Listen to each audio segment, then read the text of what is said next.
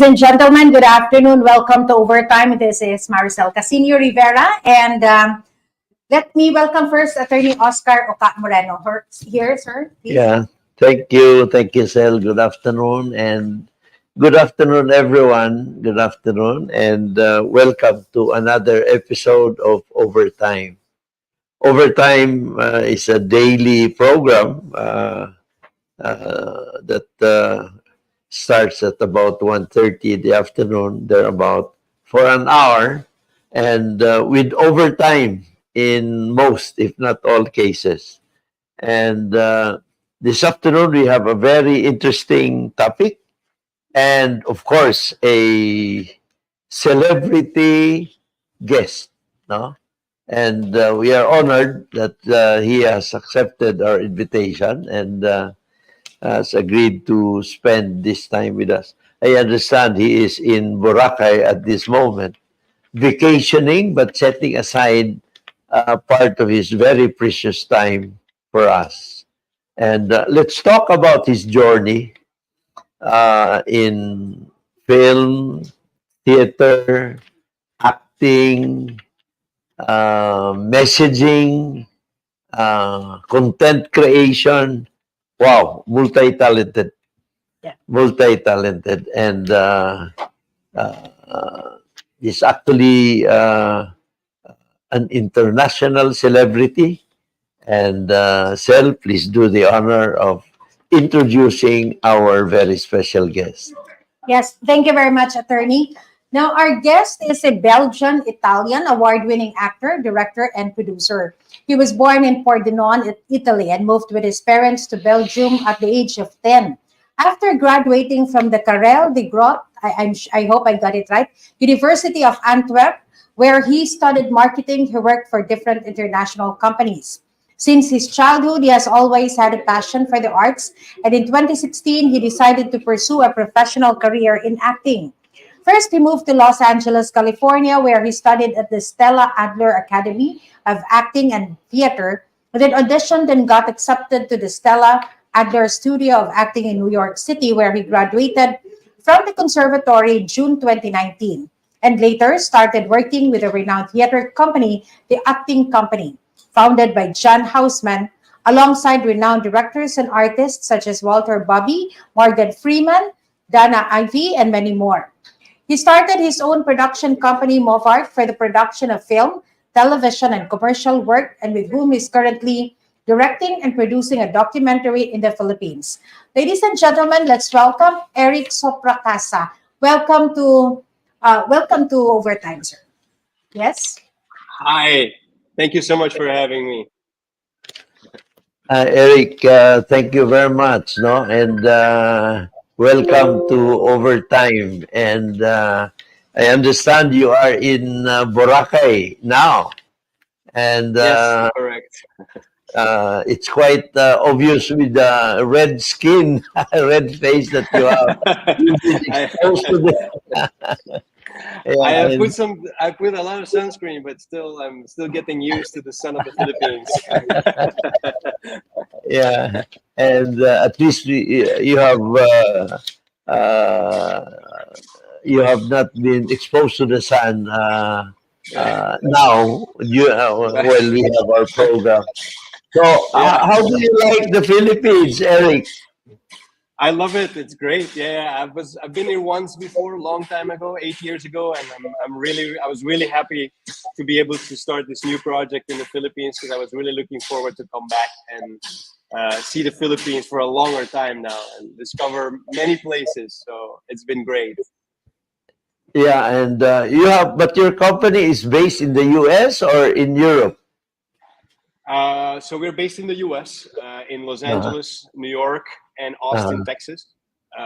But we do have affiliations with Europe, and we're trying now to expand in Asia, in the Philippines specifically as well. Wow, wow. And I understand you speak many languages, no? I'm Yeah, I sure was. you speak Italian, Yeah, German, German as well, and a little bit. Dutch, Yes, and what else? Russian, French. No, no, French. French. French, Okay, French. Yeah. and a little Uh, bit of Tagalog. I'm learning. that's good. How did you learn Tagalog? I'm trying to get as much as I can by the people I'm working with, and I really want to learn because it's I like languages. So yeah, magandang umaga, everybody from overtime. Yeah, yeah. Thank you very much, Eric. We lost him. Uh, yeah, Eric. You have a very impressive biodata, no? Uh, and you have moved from one place to another. And what particularly interested you in acting? Um, I've always been interested in the arts since I was very young. My mother has introduced me to music when I was very young, when I was 6 years old, to piano and later on guitar. So she was always kind of like steering me towards the arts. My father was more towards the sports. So I've always kind of been interested in both. I was playing soccer when I was young in Europe, like many do in Europe. And I've always had this interest, but in Belgium, where I was living, so I was born in Italy, but I grew up in Belgium since I was 10 years old. The arts or acting is very, very small. So it was always kind of a dream far away that I kind of had, but there are not really a lot of schools. There was one main school that was really good at it, but still not comparable to schools you find in the US for acting and theater. So it was kind of something that, I never really thought I could be able to pursue or find a job in it or so. In Belgium specifically, people there is more like, go to university and uh, Yeah, work, do a normal job. Don't do yeah, too crazy. So but it was something I've always been interested in, and I was always intrigued about, how that works and how do you create a movie? What does an actor has to do actually? What do you do as an actor? What is the technique behind it? So that main school in Belgium gave me some information about schools in the US, and then after I went to school in Belgium first, I went to university there, studied marketing. And then I started working for Samsung Electronics, the big global technology company. yeah, And there, after 2 years I was there, I was still kind of like with this thing in my head about this, like I would like to do an acting school. And so I started research about it, and then eventually I found some schools in the US and auditioned, and then went to the US. But it's more like I've always loved to tell stories, I guess. Also, when I was in school, I love to perform and tell stories to people and see the emotional, connection from people with characters and stories. So I guess that's something that I was interested in, and I wanted to kind of really pursue it in a professional way. So the only way to do it was then to move to the US, but that was a whole journey on its own as well. So wow. And I'm sure you also look at Austria, but Austria is more for um, singing. for sorry. Austria is more known for singing and the choir and things like that, no? Yeah, true. So, Yeah, music. I wanted to say music. Yeah, yeah, that's definitely there. I'm definitely not a professional musician. So I played piano and guitar when I was younger. But yeah, for drama, theater studies, classical theater. That's I yes, think like the U.S. and the United Kingdom are two like really good yeah, places to go for aspiring actors. And the school I went to is Stella Adler, and that's based in New York and Los Angeles, and that's the school where Robert De Niro studied when he was young, and Marlon Brando. Stella Adler was a famous actress and teacher, so that's how the school became famous. yeah, and wow, Marlon Brando, Robert De Niro, and Eric Pracasa. So Pracasa is No, it's an Italian name, is it? correct. Yeah. Yes. Uh, Yeah. and My father is Italian. how long did you study in Stella Adler Academy? That was over 3 years. So first Wow. in Los Angeles and then New York. Uh-huh. Yeah, so I did. If I count my marketing, I studied 7 years, so like a doctor almost. But uh, yeah, I was in Los Angeles for a few months, and then I transferred to New York to do the whole school there. But yeah, overall, it was 3 years in total. Yeah, and just like ordinary classes, you go to school every day, things like that. Yeah, yeah. So yeah, it's a school. So you go to class every day, except that the classes are all specifically around drama and acting. So you have technique. The thing is, when you see a film, a movie, and that's what I was actually why I wanted to study it is when you watch a movie, you see these actors perform, but it's magic. Yeah, you don't really know like how they get there and how they make this character. So you need a technique, just like like when you study to become a lawyer or a doctor or whichever profession you like to do. There is also a technique to act, and Stella Adler is specific technique. And then you have Shakespeare and movement and voice class, scene study class, so all around the acting world. And yeah, so classical dance, ballet, all that. Wow, wow, and you went into so you also act, Yeah. and aside from that, you also direct movies, or Eric, is Yeah, that so correct? it kind of, yeah, correct. It started a bit during the pandemic because before, so I was doing acting, and then I was working for a theater on Broadway. I was also in the production world there. Um, when I graduated, 3 months after I graduated, the pandemic started. So Oh, acting was kind of like over for everybody that wanted to act in the US or over the whole world. yeah, So everything shut down. Broadway shut down. The theater where I was working shut down. Everything closed, and there was nothing. And so I went back to my previous experience in marketing, but obviously, I moved to the US to pursue this whole new career and new life.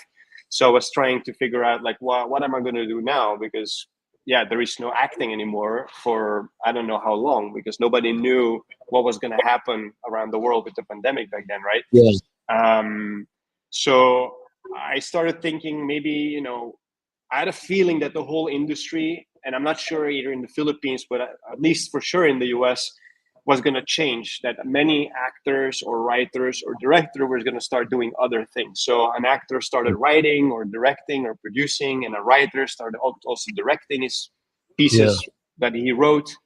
So I told one of my good friends that is now my business partner in the company, Tom. We met in New York. He's also a Belgian, and I said, "Hey, what do you think if I have an idea? I would like to start a production company to be able to produce our own work, and so we could write it, direct it, and we could eventually maybe even act in it if we want to act in the pieces we write." And so that's kind of like how I got into the producing and directing. Producing was I got really inspired by the theater where I was working, and seeing like how these productions on Broadway come to life. And directing was something that kind of like fell into place naturally because we were writing our movies or short films, and then you start directing it yourself and producing it. So same for the documentary that I'm doing here in the Philippines now. We had the whole idea and wrote everything down, and then it felt naturally to also direct uh, the work that I was preparing and writing. yeah. This documentary, Eric, that you're doing, would you like to tell us what this is about? Yeah, sure. So it's a documentary about Miss Universe Philippines. Oh, Yeah. So yeah, I guess pretty big in the Philippines, the pageant world. And I think it's going to be really interesting to really show the all the work that the contestants have to go through for 3 months and a few weeks, so almost yeah, 4 months that they go through this whole pageant. But not only the contestants, we follow everybody. We follow the organization, we follow the staff, we follow designers, we follow the coaches, training the girls how to do the passerella, how to do their Q&As, everything you basically see. We're going to hopefully bring people really with us into this Miss Universe Philippines journey, and really show it in a way that it's never been done before. Wow. That must be very, very interesting. And when will it be shown, Eric? We're aiming for September, October. Depends a little bit now on the work in post-production, but yeah, it should be very soon, because we want to have it live before Miss Universe International, to really, because I think it's going to be really great to have this before Chelsea is going to go to the international one, Yeah. to really show actually that whole journey that everybody went through with the goal Miss Universe International, right? So September, October should be the time that this will be live. Wow. Yeah. That's you're- very interesting. Go ahead. Sir Eric, you're documenting how the pageant is being done, or and how does the Philippines fits into your documentary, given that you are focusing on the Miss Universe pageant. Yes, correct. Yeah, I really want to show. I wanted to show how kind of like the Philippines through the Miss Universe Philippines eyes. So because it's such a part of the culture in the Philippines, right? Everybody stops working or stops whatever they're doing to watch Miss Universe. I was there live, and it was really like amazing to see how many people were there in the Mall of Asia, in the arena, watching the show, and it was really like watching the World Cup soccer in Europe. That's how big it is in the Philippines, right? Wow. So I was really impressed by so many people. We followed the Miss Universe Philippines organization and all the girls wherever they went. So we went to Sultan Kudarat, and there I was very surprised to see also like how many people came out on the streets to just greet everybody and see all the girls arriving and how big it is. So I really want to show kind of the culture of the Philippines. It's like boxing. When Manny Pacquiao fights, he stops. Yeah. Right. Yeah. That's true. Yeah, I always hear that. Like, it's boxing, beauty pageants. That's the Philippines. Yeah. And soon we are waiting for Carlo Paalam to win in the Olympics. Yeah. Yeah. So far, Yeah, it is. yes. Sorry. So far, what have you learned in the Philippines since April you were here documenting the country? Well, that people are really. I feel like cultural wise, I actually feel always at home, because it's. I feel like it's very similar to like Italy. The people are very warm, always welcoming, very kind, always, and I feel like it's a very similar way of living or thinking or interact with each other. It's very like people like to talk to each other, so it's similar. I saw obviously, yeah, I learned about the whole culture around pageantry in the Philippines, that I had an idea and I knew a little bit about it before I came here, obviously, and the research that I did, but it's still different when you arrive in the country and actually go into it and experience it and talk with all the professionals working on it, like designers. I learned so much about these different designers that are working for the girls, creating their dresses and making sure the national costume is so detailed, and the passion they have for it, actually, from starting designers to designers that have been here for 10-20 years or so, that are working every year on Miss Universe Philippines or all the other pageants that are in the Philippines. So I was very interested by seeing all the work that goes into it, the different coaches that are in place here for Pasarela, the Q&A, all the people that are behind these teams. It was really impressive. I didn't know it's really like a mini. Yeah, it's really like an athlete, to be honest. Every girl is like an athlete preparing to their performance, and they have their whole team and family and friends behind them, and they're preparing every single day. They wake up at 2 a.m. in the morning to prepare their makeup, and then have a call time at 6, and then they have a whole day of shooting, and then they go back home at 10 p.m. in the evening, and it all starts again the day after. So that was a whole new world that I experienced. Cultural wise, there's so many things. A family affair. Family Sorry? affair. It's a It's a family family affair. the It's a pageant. family affair. Definitely. Everybody is involved. Everybody, family, Yeah, friends, fans. yeah, Yeah, and I mean cultural wise as well, because the first days we filmed also, around Manila, and trying to show also the different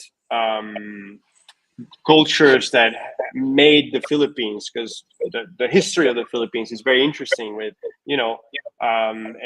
the colonizations, the different countries that have been here, all the different cultures and languages that passed by the Philippines. Uh, yeah, that was also like something I knew a little bit, but now I have much better understanding on actually the richness of the history of this country and yeah, culture. Yeah, that's why it's heartwarming to note that you have chosen the Philippines to be your subject, because there are other countries also have pageants, and but then you Hmm. chose the Philippine pageantry to be your subject. Why not, let's say, the U.S., or why not or or Argentina, yeah, Argentina, Venezuela. but the Philippines is very heartwarming. Yeah. Well, I knew the Philippines a little bit from before, but I feel like the Philippines is definitely like number one. When a lot of country actually they always look up to the specific around pageantry. A lot of country look up to the Philippines because of the experience, because all these years that the Philippines have always been there at the top. If they're not first, they'll be second or third or fourth, but they're always there, right? Top five.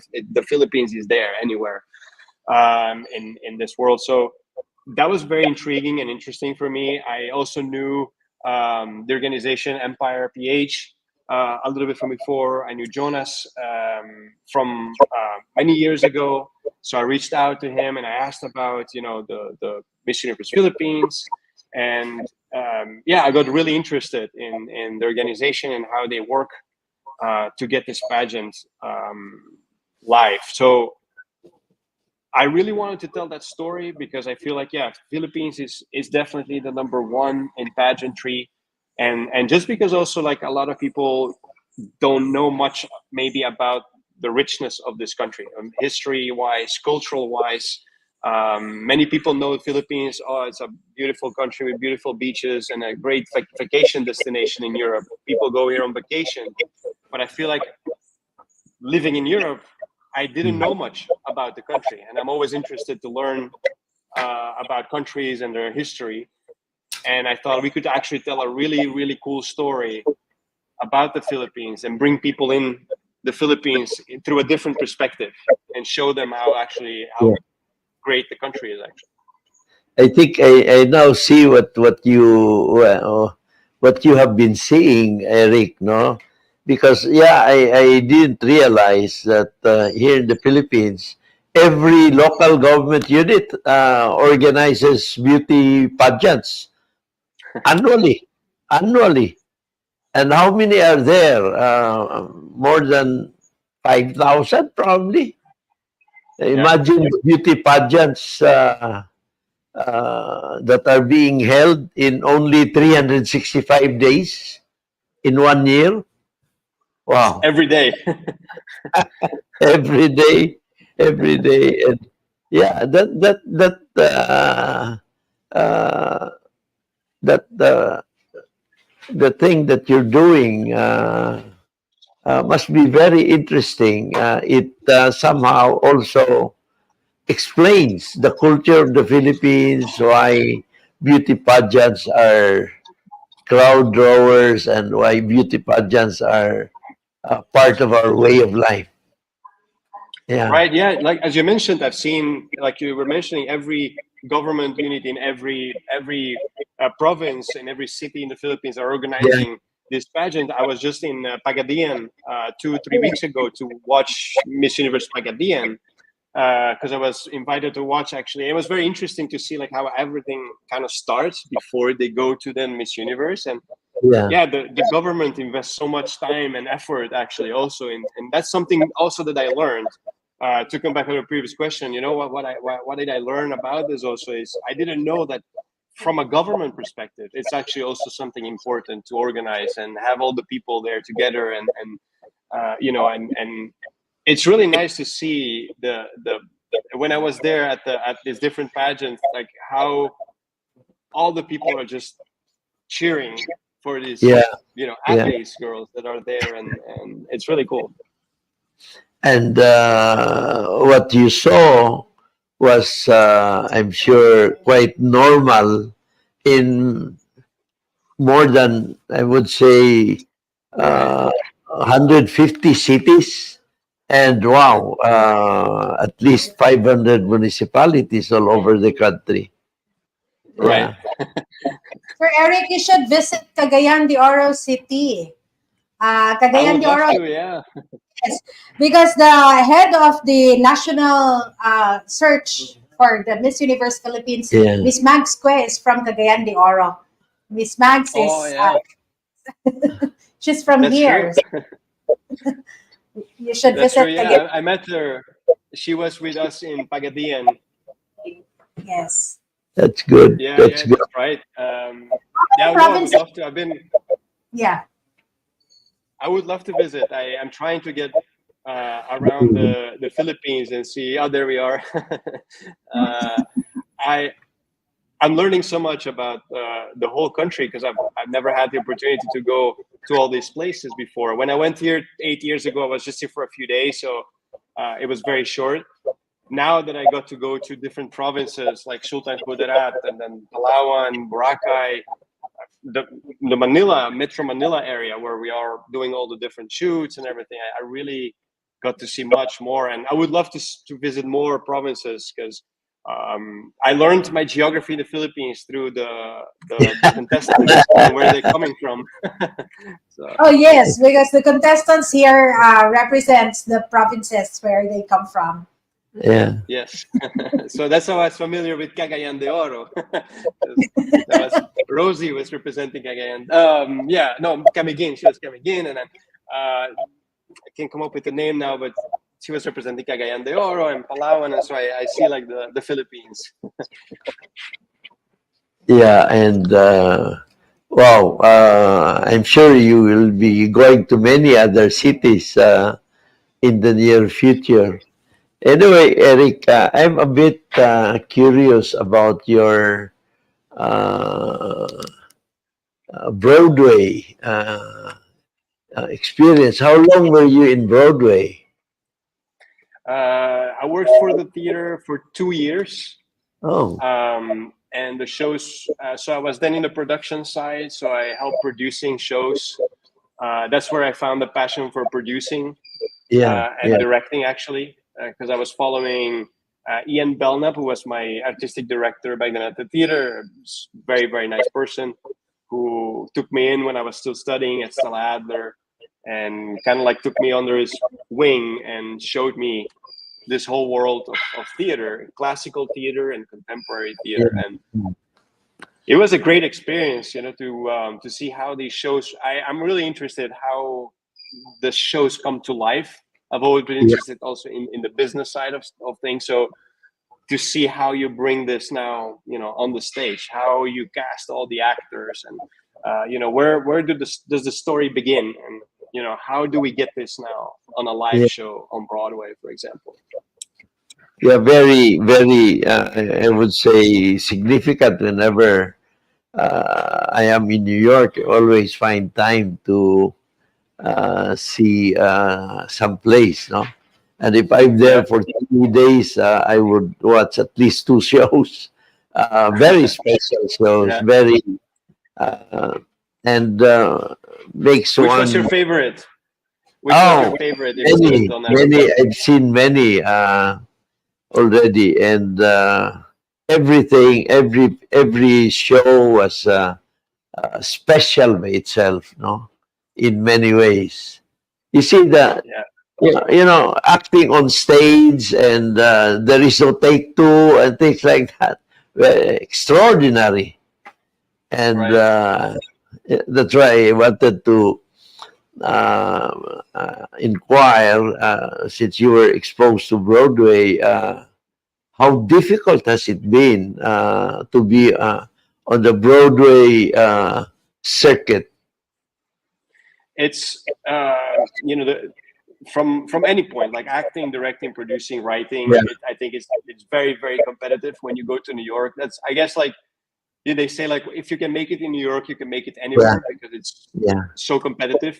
And really, the best people from all over the world go there. So you study with really, really talented people, actors, directors, writers, musicians. They all go there. So it's very difficult and competitive, but at the same time, it also like motivates you to really work hard and study hard because you want to get there, and you're really motivated by really talented people. So it's a really great journey. It's you also really, and that's the US in general, but I feel New York specifically is hard work. There is no really, but that's why I took a few days, because it's been since 2019 actually that I took a vacation. So in New York, it's hard work. You really work every single day, Yeah. and no matter which job you're choosing, it's not only the entertainment industry, but I guess the entertainment industry make it even more difficult Yeah. because there are only selected spots. It's only one character that plays, that only one Yeah. person that can play the character, and there is so much competition. There are very good schools. What I saw is also like theaters, they work with the best schools. So you really have to study at the best schools in New York to get a chance to be able to then work in a significant theater, because you need that training. So, Yeah. Juilliard, the Stella Adler, and NYU are the big schools in New York that focus on acting, writing, directing, producing. If and the theaters work with those students coming from those schools.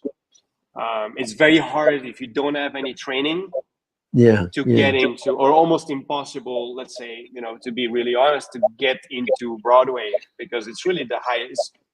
It's like the Miss Universe of theater acting, let's say, right? So it's the Yeah. highest level you can get in theater Yeah. all around the world. Musical theater as well. The people that wants to perform on Broadway and are more focused on musical theater. It's the place. Everybody goes there. So Yeah. it's very Yeah. competitive and it's hard work. And you need to have a real passion for it. Margot Harley, she was the founder of the theater company I worked for, Uh, together with John Houseman. John Houseman was a very big producer. They started with the very first class from Juilliard. That's the school where Robin Williams went to school. And Kevin Kline, Dana Ivey. So that a group of actors. And it was the very first class when Robin Williams was in. And they started the acting company, so the theater company I worked for, because Oh. they saw that all these people were so talented, but if they wouldn't help them, they would become waiters and waitresses, work in a restaurant probably. So they said, let's start a theater company that's going to focus on young actors coming from good schools and help them in their first job and help them in their first acting career steps. So that was the mission and the vision of the acting company. So help young actors that graduate from good schools to train them further and help them to get to Broadway. And Margot Harley told me, if you cannot choose this career path if you don't really need to do it, if you don't feel in you that you have to do it, like I need to be able to write a story, I need to be able to act, or I need to be able to direct. If you don't have that passion, it's going to be really hard because it's so difficult and competitive, and you're going to have so much no's in your life. People are going to tell you no so many times every single day, and you have to be able to get over that and get back again, and until you will have that yes, that you are be able to do something, a project. I had so many no's and neglection in your life, like because it's so competitive. There's so many people and they're looking for something specific, and it's not like personal. It's not that people don't like you, but it's like, oh, we need somebody that has at this moment longer hair and you don't fit that character. So it can be as simple as that, or it can be like, we need somebody with a different voice, a different personality, right? So I saw, to make a little bit of a link with the project I'm doing in the Philippines, a lot of the girls that go through pageantry, they also have to be able to just when they will also get a lot of no's, right? There was only one winner. There are 53 girls competing, but only one gets the crown, right? Yeah. So all the others have to be able to say, all right, I was rejected this year, but I'm gonna do it again, or I'll be doing something different. But Yeah. so the rejection is what makes it very hard for a lot of people also, because you audition maybe 50 times to get one job. So Yeah. Very competitive. Very competitive. yeah. Yeah. So they say actually you need to do like 30 to 50 auditions to get one. So that's kind of Wow. a myth we have like in New York that I always heard, but it's kind of true. That's on average. If you look at all the auditions that you did, Which it's makes probably around like which makes me really more curious because now with all the qualifications, the schoolings, and all that, that field is already very competitive. I wonder how it would be in the next 5, 10 years, no? With all the innovations in technology. Wow. true. What do you think, Eric? Would Broadway still be the same 5 years from now, 10 years from now, or wow? Or I mean, I think it's good to evolve. I think it's important to use the technology we have to improve what we're doing in Mhm. general in life. It could be a Broadway show or a movie. There was a big strike last year around Yeah, AI, right? yeah, So it was like kind of a whole year that the industry was not really doing much because of the strike. yeah, And I think it's like everything, it can be good and bad. I think the big problem that there was is obviously like if technology is going to take away jobs from people, writers, actors in some way. I don't think, but personally, I don't think technology can replace fully a human yeah, being, whether yeah, it's a writer or an actor or a director. I think we have to just understand how to use it to help us improve the work that we're doing. I do think that a writer can really benefit from AI, but AI alone, I don't think it's going to replace a mastermind like, you know, uh, Steven Spielberg making a movie. That's not going to. I don't believe. I don't really believe that. I do think that people are still going to be there, and our ideas or creative ideas will come from us. But you can use a technology to improve the work you're doing, and I think we should.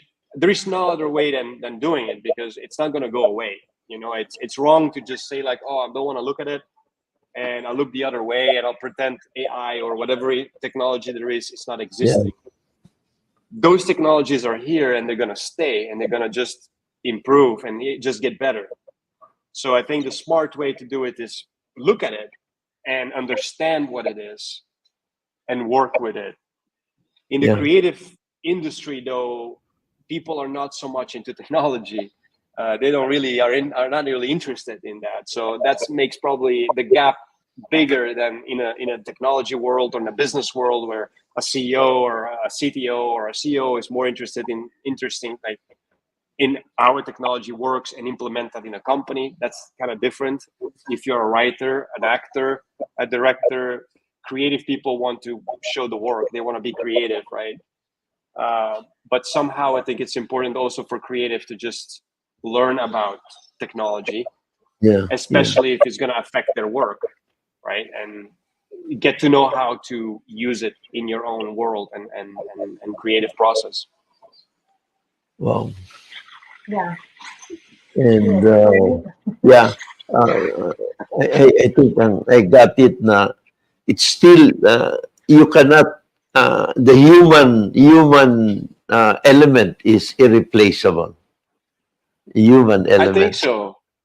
Yeah, I think so. And actually, when I came to the Philippines, because in the US now, people are always used to do these Zoom calls every single day, right? And you don't see each other anymore. Sometimes, you don't even put on your camera, so you just hear a voice. In the previous work I was doing, I had clients I've never seen. I had just the voice, but I don't even know how they look like. So it Oh, became even more like that during the pandemic, right? Because everybody was just separate, and you start using Zoom and Google Meets and all the online calling. So people are so used to it that they don't want to see each other anymore. I feel yeah. like in the Philippines, people really still like to meet in person, to do meetings in person. And I really like that. When I arrived here, it was also much easier to communicate and get things done and get the work started. And I thought, I kind of missed that human connection also. Um, that in the US it's all remote, and then Yeah. here in the Philippines it was kind of going back to like, oh, actually we can slow down for a second and meet in person.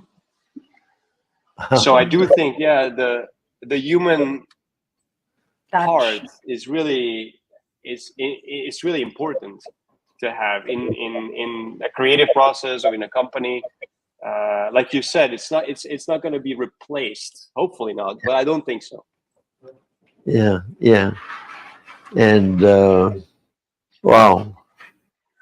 Uh, can you tell us about content creation? About what? Sorry. Content creation. Sure. Yeah.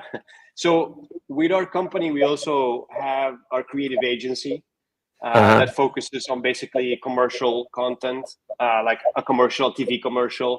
Could be Uh-huh. also for social media, Uh, also design and brand strategy. So everything that has to do with brands.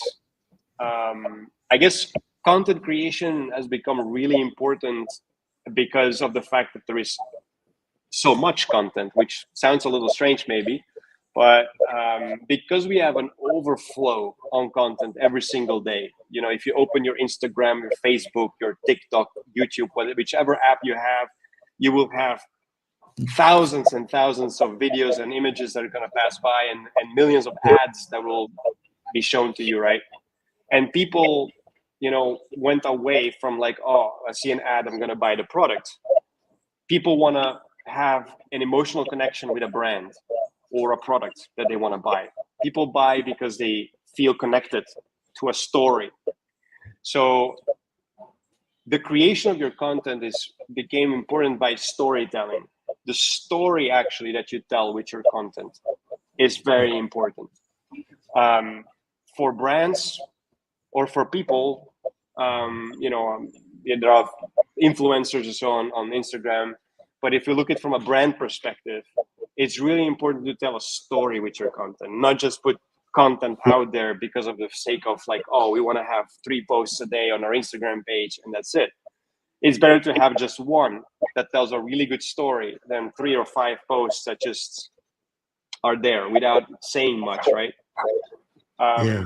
Because people really connect through that, and they will buy your products and follow your brand because a story they connect to. They want to be part of a story. They don't want to be part of just a brand or a logo. That's Yeah. not what makes it interesting for someone to follow. So we focus on storytelling for our content creation for the brands we work with. Yeah. And it could be a beer brand, it could be a fashion brand, it could be a beauty brand, it could be anything. But that's a process we really follow and tailor, and it's really tailor-made content for that specific brand we work with. So it's really getting to know that specific client and the brand, Yeah. and understand their target market and whatever they want to sell and why they want to sell it, because Yeah. why is also the next step. So when you Yeah. create content, so when you want to tell a story, you also need to know why you're telling a story. What Actually, is your why? yeah. Actually, you can also do content creation for politicians. Huh? We have elections Sure. next year. Elections next year, and there may be at least 30 candidates for senator, and uh, I would say I mentioned 30 because I think that 30 would be strong candidates, no? Yeah. Although only 12 will be chosen, but the competitive ones, I think, would number around at least 30. Yeah, And content creation may spell the difference, Eric. that's Uh, true. I've always been interested in politics. I was following it a lot in Belgium and in the uh, US when I was there, because I do think it's very important for people, because it's basically, where the laws are made, where our taxes go, yeah, where yeah, you create things, where you basically make an impact. A lot of people don't make the link, I think, to that, but they don't teach it so much in schools. I think they yeah, should teach actually about politics more in schools, about why it's actually important, because that's where everything kind of starts, and why things are why laws are being implemented, why certain things are changing yeah, yeah, in districts, or provinces or cities. So I do think, yeah, definitely and you see that a lot in the US, where everything is very, sometimes a little bit too commercial, but for a politician to tell his story, he needs content, and he needs to tell that story through the medias that he has. Like, it could be on social media or a website or whichever that person is using. But at the end, like, as a politician, you want to reach the people that you're targeting to, your audience, basically, right? And creating that content that brings over that message in the right way, and then create that emotional connection between you as a politician and the audience that is listening to you, is really important. Because if the message doesn't get across, obviously the voters in this case won't be voting for the politician. yeah. Wow. Yeah. I'm sure some politicians may already realize that, especially at the national level, Eric, no? Mm-hmm. Because we are an archipelago, and it's not easy to go places here in the Philippines. So, and True. some provinces may be difficult to access, or you need more time, and so on. But campaign period is only for 90 days for senators, and 90 days may prove to be very, very short. True. So, Yeah. yeah. How do you reach like, actually, that's very interesting. How do you reach places now? Like, how does it usually go? Do politicians here use mostly then social media, or is it TV campaigns that they do, or so, if you want to get to more rural places in the Philippines? Usually personally, so by Sorry. air, by sea, by land, Oh, but it's going to take so much time. So that's why many would resort to coming up with some innovations, no? yeah, Like, yeah. yeah, uh, So now it's really physical. The person would go there and talk to people. it has always been, but I think now it's beginning to be less physical because of the imagine the population. We have Right. at least 60 million voters, and you have Yeah. to go around the country. And so focus should be on the regions, the bigger regions, and all that, the bigger cities. And Yeah. if they go to all these regions and cities personally, wow, it's going to be very, very difficult. Plus, of course, Yeah.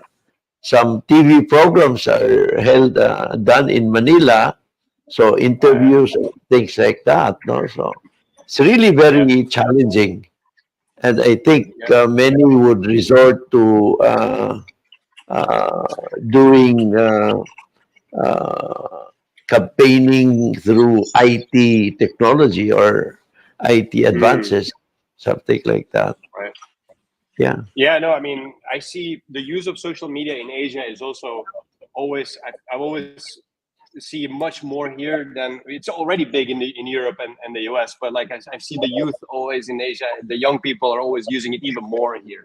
Like, yeah, TikTok is big in the US, but it's even bigger here.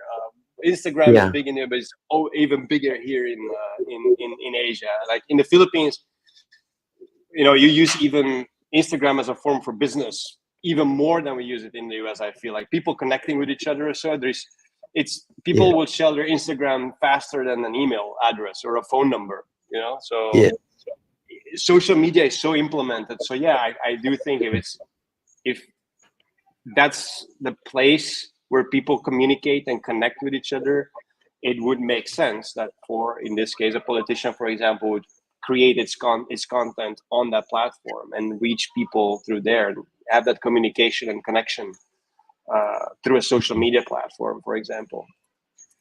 Yeah, yeah. And actually, with regard to other products, it's not limited to the country itself, no? Right. It's True. and can also be seen or accessed outside the country. Wow. Yeah. Uh, so this is more interesting and more challenging. Uh, Definitely. yeah, but I'm sure there will be many who would be interested to avail of these services because they give your services give people connectivity, access, and connectivity are very important.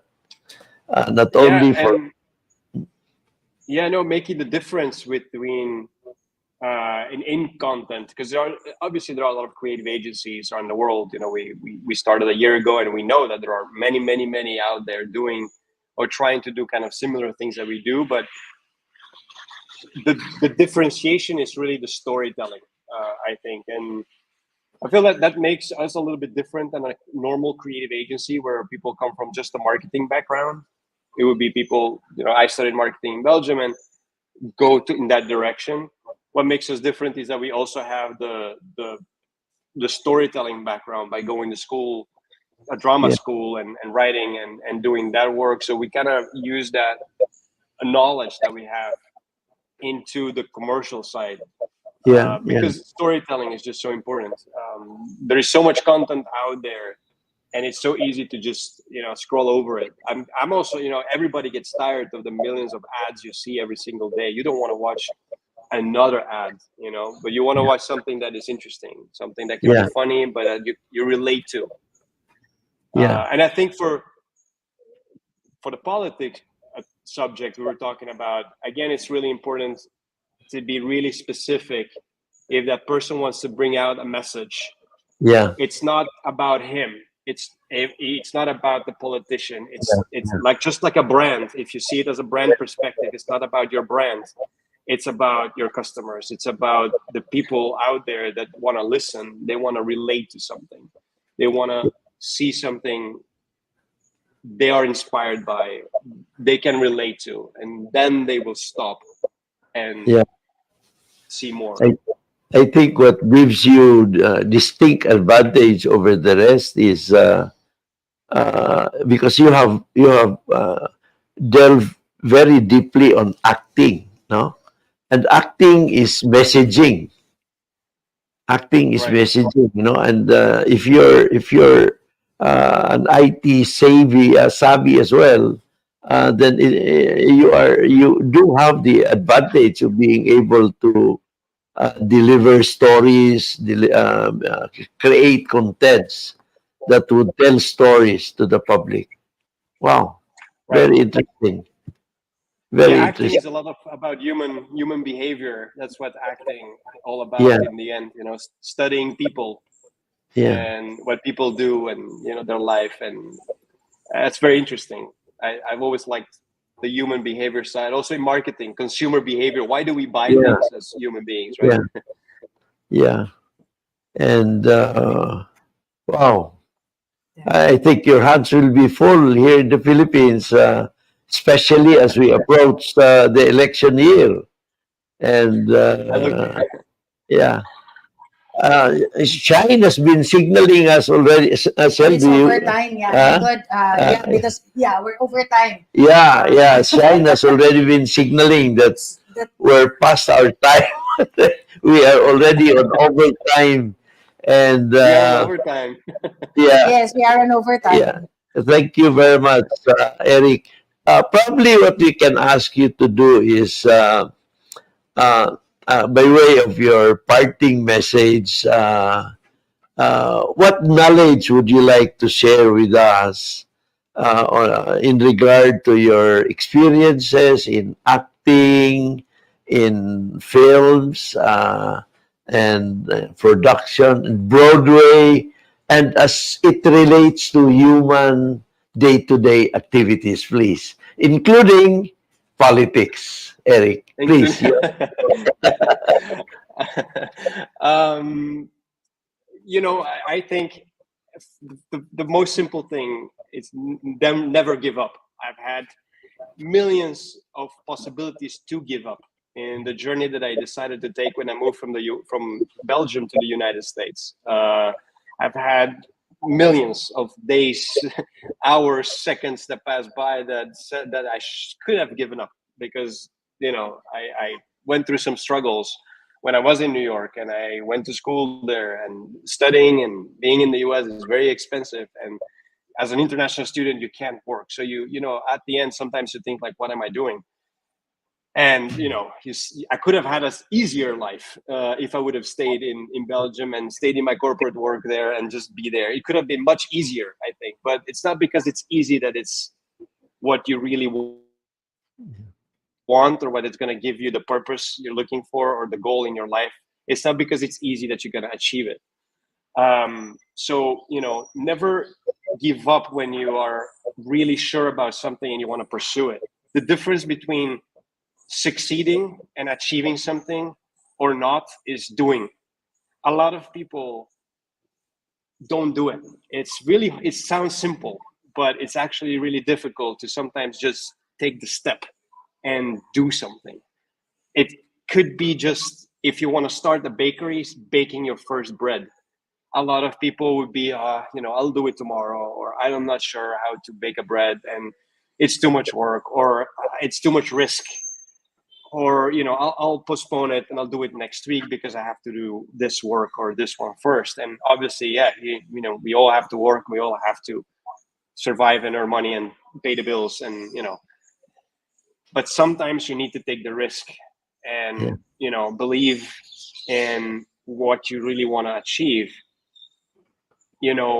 And I believe God puts people on a path for a reason, and if that's your path, you really have to believe it and do it. It's better to do something and know like it didn't work out, and then do something else, than have a what if in your life that you might wondering for the next, maybe all your whole life, like what if I did it, what if I tried it, maybe I would have succeeded, maybe not.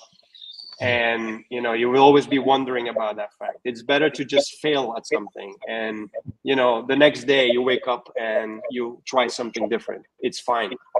So but many people, it's the doing, it's just taking that first step and do the first work, and go and be humble, and stay on the path and keep going. Yeah. Yeah, that's Galing. nice. Yes, attorney. Yeah, thank Your you. takeaway for the day? Yeah, Eric, at the end of every episode, my task is to summarize my takeaway. What did I take away from this episode? No? And wow, I'd like to thank you for accepting our invitation. We are honored, Eric, that you have spent time with us. No, my takeaway is I'm reminded. I used to work in the bank, and banks have treasury departments, no? And the treasury departments are the ones in charge as far as liquidity is concerned, how to raise money, and so on, where to invest, things like that, no?